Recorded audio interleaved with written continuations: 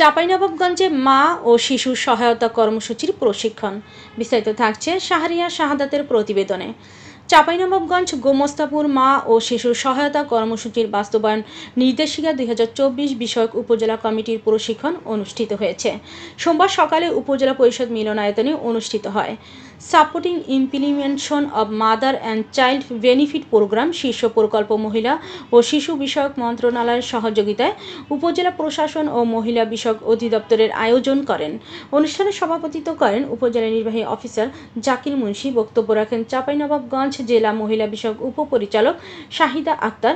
উপস্থিত ছিলেন উপজেলা মহিলা বিষয়ক কর্মকর্তা পঙ্কজ কুমার, উপজেলা স্বাস্থ্য কর্মকর্তা আব্দুল হামিদ সহ উপজেলা বিভিন্ন দপ্তরের কর্মকর্তা ও ইউনিয়ন পরিষদের চেয়ারম্যান, প্রশাসনিক কর্মকর্তারা।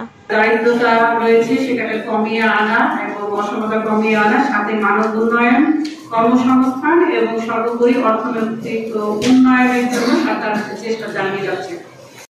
একজন সন্তানের ব্রেইন ডেভেলপমেন্টের যে বিষয়টা আছে, যে কি কি পুষ্টি খেলে, ইলিশ মাছ খেলে কি হবে, সামুদ্রিক মাছ খেলে ডক্টররা যেটা দিয়ে থাকে যে ওই ক্যান্টিন হচ্ছে বেশি বেশি করে, বেশি হচ্ছে পর্যাপ্ত পরিমাণে সামুদ্রিক মাছ খাওয়ানো উচিত।